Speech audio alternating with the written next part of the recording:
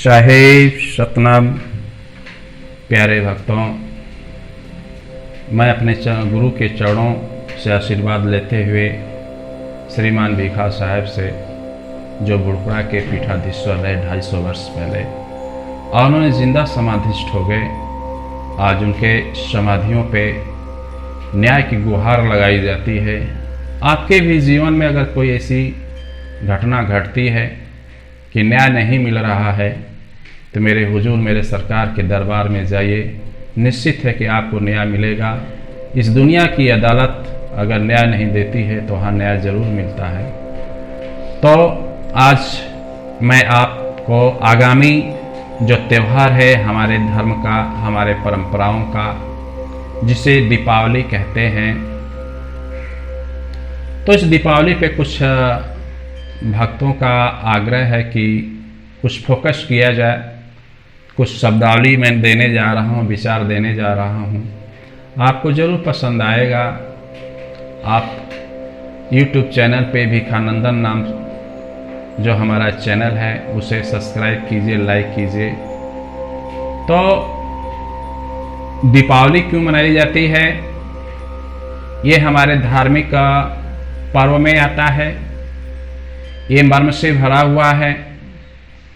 दीपावली सिर्फ दिए में तेल और बाती का मतलब नहीं होता। जो उसका ज्ञान पुंज प्रकाश है, हमारे आत्मीय जीवन से उसका बड़ा मौलिक सिद्धांत पे आधारित है, जो हमारे जीवन की उन्नति के तरफ लेकर के चलता है। और मानव जीवन इसीलिए मिला है कि अपने जीवन का उन्नत कर सके, अपने साहित्य का उन्नत कर सके, अपने संस्कार का उन्नत कर सके, अपने संस्कृति की उन्नत कर सके। यही त्योहार अगर ऐसा सिखाता है। यह हमारे पौराणिक ये सभ्यताएं हैं जो मानव को उत्कृष्ट दिशा में लेके चलती है और नरकलोक से बचा करके उसे मोक्ष की तरफ लेकर के चलती है। ऐसे थे भगवान राम के चरित्र, ऐसे थे मर्यादा पुरुषोत्तम श्री रामचंद्र, जिन्हें आज ईश्वर के रूप में पूजा जाता है। ईश्वर तो थे ही हो, भगवान तो थे ही हो। आज इसी अवसर पे प्रभु का नाम लेकर के हृदय के अंदर एक कमलवत्त भाव जैसे लग रहा है कि खिल गया है और आत्मीय भाव बड़ा प्रफुल्लित हो गया।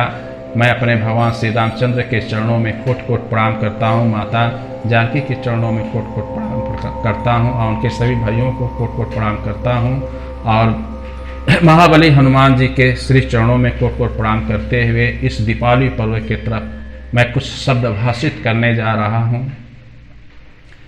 तो अच्छाई और बुराई दो पहल होते हैं समाज के। कुछ तो अच्छाई पे चलते हैं, जो जीवन बिल्कुल सरल है लेकिन देखने में तो कठिन लगता है, और जो कठिन जीवन है उसको बड़ा सरल समझते हैं, क्योंकि उसमें दिशा विहीनता होती है, उसके अंदर कोई नैतिकता नहीं, कोई मौलिकता नहीं होती। इसलिए इंसान बहके हुए कदम पे चल लेता है, क्योंकि वहाँ पे कोई दिमाग नहीं देना है, कोई चिंतन नहीं करना है, बस चल रहे हैं। हवाओं का झोंका है, चाहे पूरब से आए चाहे पश्चिम से आए, हवा तो लग रही है। तो जो नास्तिक हैं, जो बहक गए हैं, वो तो चलना जानते हैं कि बस मंजिल पे कदम चल रहे हैं, हमें कहाँ जाना है उन्हें ज्ञान नहीं है। वो तो संसार का विषय देख रहे हैं, संसार का स्थान देख रहे हैं कि मुझे उस स्थान पे जाना है, मैं चला जाऊंगा। उस स्थान से तुम्हारे मौलिक जीवन का क्या संबंध हो सकता है? तुम्हारे नैतिक क्या सिद्धांत उससे सट सकते हैं? तुम्हारा तादात्म्य हो सकता है? ऐसी कोई सोच और विचारधाराएं उसके अंदर नहीं है। उसकी जो विचारधाराएं हैं बिल्कुल ऐसी हैं जो धुंध है, उसके जीवन में काला पर्दे की तरह उसके सामने पड़ी हुई है और अपने मूलक को नहीं समझ पा रहा है। बिगड़े मन के साथ, अचेतन के साथ अपनी जिंदगी जी रहा है और अपने साथ अपने यारों और मित्रों को भी बर्बाद कर देते हैं ऐसे लोग। तो प्यारे मित्रों, मैं कहना चाहता हूँ भक्तों कि संसार में जब राम पैदा हुए, जो अधर्म थे करने वाले, असुर थे, राक्षस थे, भगवान विश्वामित्र, महर्षि विश्वामित्र जी ने राम जी को लेकर के इस पृथ्वी पे भगवान राम के द्वारा धर्म की स्थापना करवाए, चंडालों को मरवाए, चंडालों की हत्या करवा करके इस धर्म को सुरक्षित किया और एक नए धर्म का सृजन किया। एक न आप एक नया आभा मंडल, इस वातावरण को स्थापित किया जिसमें मनुष्य रह करके अपने जीवन का उद्धार कर सके। जब जब इस धरती पे धर्म की हानि होती है तब तब एक संत या महापुरुष पैदा होता है और इस एक नए धर्म का सृजन करता है, वो हमारे और आपके लिए। देखिए, आज इस भौतिकता के परिध में, आधुनिकता के परिध में बहका हुआ इंसान अहम भाव में बह गया है कि जो कुछ करता हूँ मैं ही करता हूँ। असंत तो कहता है कि तू कुछ भी नहीं करता है। तो सवाल इस बात का है कि इस कलयुग में लोग कलयुग शब्द को दोषी बनाते हैं। मैं तो नहीं कहता कि कलयुग शब्द बुरा है। कल कारखानों का युग है, विज्ञान का युग है, लेकिन सबसे बड़ी चीज है कि हम जो बहके हैं, जो नास्तिक बने हुए हैं, हम क्यों बने हुए हैं? क्योंकि हमारा परिवेश ऐसा है। जब हम बुद्धि से इस संसार के बारे में सोच सकते हैं तो भगवान ने हमें बुद्धि अगर दिया है तो हम कौन है, हमारे पीछे कौन बोल रहा है, उसके बारे में भी चिंतन करने का पूर्ण मनुष्य को अधिकार प्राप्त है। इस अधिकार को मनुष्य खो देता है क्योंकि वो कभी भी समाज ने उसे अंदर जो बोल रहा है, जो उसके पीछे, उसके मन के पीछे उसका जो मौलिक मन है, ये तो झूठा मन बोलता है, अपने मौलिक मन की तरफ इसलिए नहीं देख पाता क्योंकि समाज ने ऐसी सभ्यता और संस्कृति दी है। क्योंकि ये थोथी नहीं, मैं थोथी भी नहीं कह सकता, लेकिन तुम सभ्यता नहीं, तुम संस्कृति नहीं हो, ये तो सभ्यताएं हैं, ये संस्कार है। तुम इसी परिध पे चलोगे तो संसारिक बन करके ही रह जाओगे और बाहर की चीज ही देखोगे। इसलिए सभ्यता को मर्यादा कर रखते हुए तुम अपने तरफ भी तो देखो, तभी तो धर्म की स्थापना तुम्हारे अंदर हो सकती है, सृजन हो सकता है। तुम एक नए इतिहास की कड़ी अपने अंदर बना सकते हो और जीवन से मुक्त हो सकते हो। तो उनके जीवन काल में राजा दशरथ के वो पुत्र थे भगवान श्री रामचंद्र जी। रावण का प्रताप था जो लोकों से लेकर के मृत्यु लोक तक उधम मचाए रखा था, आखिरी हद से गुजर जाता था। राक्षसी प्रवृत्ति, जगह जगह अपने राक्षसों को लगा करके हत्याएं करवाता था, ऋषियों ब्रह्मर्षियों को मरवाता था, आए दिन जो है इस समाज का उद्दमन करता था तो धर्मी, बहुत बड़ा उद्धर्मी था, बहुत बड़ा ज्ञानी था, लेकिन धर्म वाला हो करके भी उसके कृत्य जो थे बड़े गंदे थे, मानव समाज के लिए हितकर नहीं थे। मैया सीता को चुरा ले गया, जंगल से चुरा ले गया, ब्राह्मण का भेष धर करके भिक्षा मांगा, अम्मा की बाहें पकड़ करके अपन उड़न खटोला में लेकर के बैठा के लंका चला गया। माँ से कहा कि तुम मुझसे शादी कर लो। माँ ने कहा तुमसे मैं शादी नहीं कर सकता क्योंकि मैं धर्म वाली हूँ, मैं अपने पति की हूँ, दूसरे का नहीं हो सकता। लेकिन रावण कुपात्र, उसकी बुद्धि कुपात्रों की थी, वो दूषित बुद्धि थी, द्वंद्व था उसकी बुद्धि में, कालिख लगी हुई थी, इसलिए वो अधर्म पे चलता था। जबकि बहुत बड़ा पंडित था, बहुत बड़ा तपस्वी, कभी अधर्म पे नहीं चलता, लेकिन इसीलिए उसे राक्षस कहा गया, शक्तियों का दुरुपयोग करता था।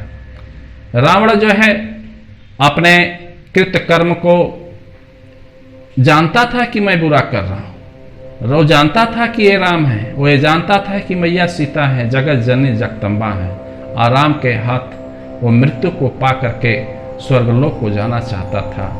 अन्यथा उसे इस कृत्य पे जिस तरह का कृत्य करता था, समाज के अंदर अनैतिक व्यवहार करता था, अनाचार करता था, तो कभी स्वर्ग का भागी नहीं हो सकता, कभी मुक्त नहीं हो सकता था। इसलिए एक बहाना है रावण के लिए, लेकिन समाज के लिए एक उदाहरण है कि इंसान को कैसे रहना चाहिए, क्या धर्म है, क्या अधर्म है, क्या नास्तिक है, क्या आस्तिक है। तो प्रभु अपनी माया रचते रहते हैं समय समय से मानव को समझाने के लिए, धर्म की स्थापना करने के लिए। तो रावण जो है पहले अपने खानदान को पूरा मरवाया, अपने पुत्रों को मरवाया, अपने पोतों को मरवाया, सबको मरवा करके एकदम खत्म कर दिया। वो खुद भेज रहा पारी पड़ा लड़ने के लिए, वो जानता है कि सब मारे जाएंगे, ऐसा नहीं है कि वो नहीं जानता था। सबको मोक्ष भेजवा रहा है राम के हाथों मरवा करके। और अंत में रावण जो है मायावी युद्ध किया भगवान से, और प्रभु ने उसे भी मार करके मोक्ष को ले गए और धर्म की स्थापना किए।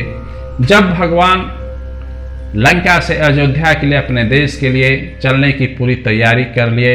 यह अयोध्या सज गई, पूरे घर द्वार साफ कर दिए गए, घर में सफाई हुई, दीपदान की तैयारियां होने लगी। तो जो दीपदान किया जा रहा है, सरजू जी सजा दिए गए, पूरे महल सजा दिए गए, घर गांव चौराहे सजा दिए गए। तो ये दीपक क्या है, ये सजाना क्या है, ये दीपावली क्या है? तो तुम्हारा जो सजाना दीपावली का है, जो दिया है वो शरीर है, और उसके अंदर जो तेल है वो क्या है, तुम्हारी प्राण शक्ति है। जब तक तुम्हारी शरीर में प्राण शक्ति है तब तक बोलोगे, और तुम्हारी प्राण शक्ति खत्म हो जाएगी तो तुम्हारा बोलना बंद हो जाएगा। तो तेल की जो तेल दिए में है, जलते जलते खत्म हो जाएगा, तब चिराग भी बुझ जाता है। तो प्राण है, और दिया की जो बाती है वो जलने का माध्यम है, जो इस संसार को रोशन करता है अपने प्रकाश से रोशनी दे करके। तो ज्ञान पुंज की बात है, वो प्रकाश की बात है, मौलिकता की बात है, तुम्हारे पीछे जो बोल रहा है उसकी बात है, ईश्वर की बात है, वो धर्म की बात है, धैर्य की बात है, वो मर्म की बात है, वो परमात्मा की बात है, अल्लाह की बात है, ईश्वर की बात है। तो प्रकाश उसी तरफ लेकर के चलता है जो दिव्य चेतन है, तुम्हारा चिन्मय है, जो तुम्हारा स्वरूप है, जिसमें अवस्थित तुम्हें होना है। ऐसे इस देश के अंदर ये दीपावली मनाई जाती है, शुभ पर्व मनाया जाता है, और मिठाइयाँ भगवान को चढ़ाई जाती हैं, और दीप दान किया जाता है भगवान की यादगार में, और हमारे मौलिक सिद्धांत की तरफ लेके चलता है कि अपने अंदर तुम्हारा बैठा जो स्वरूप है उसका ज्ञान करो, अपने चेतना और चिंतन के चेतन चिंतन के तरफ चलो, और अचेतन को छोड़ दो। अचेतन में तो रावण शंकर भगवान के पहाड़ को भी हिलाने लगा। तो इस तरह की जो कृत्यां हैं, शक्ति को लेकर के जो जघन्य कृत्य करते हैं समाज के अंदर, उनके शक्ति का लोप हो जाता है, वंश का लोप हो जाता है। तो मैं ये कहना चाहता हूँ कि दो दीपावली जो है भगवान के आगमन पे अयोध्या में जो मनाई गई, वो एक धर्म की स्थापना है, सृजन है, और मानव के जीवन के लिए एक शांति का संदेश है। अपने जीवन में कोई भी कार्य करो तो बड़े शांत से और धैर्य से हो करके करो, तो तुम्हारे अंदर धैर्य जो है स्थापित होने लगता है। जब तुम्हारे अंदर व्यग्रता नहीं होगी तो तुम्हारे अंदर जो अचेतन है वो कभी चंचल नहीं होगा, इंद्रियों का जवन गमन जो है बाह्य जगत में नहीं होगा। तुम बड़े स्वयं बिना धार्मिक हुए तुम धर्म के तरफ अग्रसर होने लगोगे। इससे बड़ा उपाय सस्ता इस संसार में कोई भी नहीं हो सकता है कि बिना अनुभव किए, बिना धर्म के तरफ चले। जो तुम कहते हो कि मैं धर्म के तरफ चल रहा हूँ और संसार को मैं छोड़ रहा हूँ, तो वहाँ विसंगतियाँ पैदा हो जाती हैं कि छोड़ना संसार को क्यों? क्योंकि तुम पकड़े तभी कहते हो कि मैं संसार को छोड़ करके इस धर्म के तरफ चल रहा हूँ, इस प्रकाश के तरफ चल रहा हूँ। तुम संसार को क्यों पकड़ते हो? न तुम्हें संसार पकड़ता है, तुम्हारे विचारों का सिर्फ रूपांतरण होना चाहिए कि जीवन में जो भी कार्य करो बड़े धैर्य से, बड़े शांति से। उठो तो शांति से, भोजन करो तो शांति से, कहीं जा रहे तो बड़े धैर्य से जाओ, शांति से जाओ, हड़बड़ मत जाओ। गिर जाओगे रास्ते में, चोट लग जाएगी। यानी तुम्हारी हान है तुम्हारी व्यग्रता में। तुम जब जीवन में तुम धैर्य के साथ हर कार्य कर रहे हो तो तुम्हारे अंदर ईश्वर तत्व की अनुभूति धीरे धीरे होने लगेगी, और अंदर राम नाम का गुंजमान करते रहो, और धर्म का सृजन तुम्हारे अंदर धीरे धीरे विराट रूप लेता जाएगा, और तुम ईश्वर की तरफ चलते जाओगे। मैं थोड़ा एक संत का दृष्टांत देता हूँ जो बॉम्बे में स्थापित हैं, जिन्हें कहा जाता है साईं बाबा। बड़ी गरीबी अवस्था थी, संतों के पास तो पैसा नहीं होता है, ईश्वर का आशीर्वाद होता है। तो साईं बाबा ने कहा कि तेल तो नहीं है। लोगों ने कहा कि प्रभु तेल नहीं है, पैसे नहीं है, तो दीपावली कैसे मनाई जाएगी?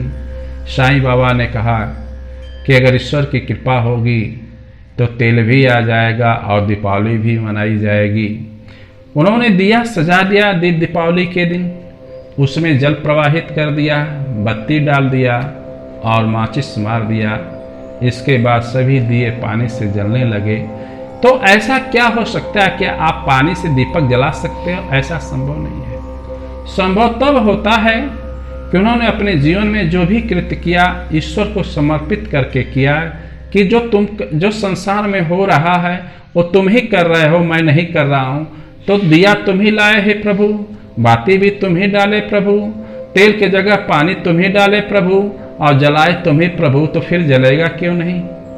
तो ये धर्म की स्थापना अपने अंदर मनुष्य को करना है और कर करके अपने साहित्य जगत को ऊंचा ले जाना है, और इसे संसार में प्रकाशित करके जो अपने भाई बंधु हैं, जो समाज हैं, जो विकृति अवस्था को प्राप्त हैं, उस अवस्था से छीन करके उन्हें मोक्ष का रास्ता दिखाना है और एक नई जिंदगी जीना है। साहेब सतनाम मैं जो प्रवचन दिया अपने गुरु की स्मृति में दिया हूँ। मेरा प्रवचन जरूर पसंद आया होगा, हमें पूर्ण विश्वास है।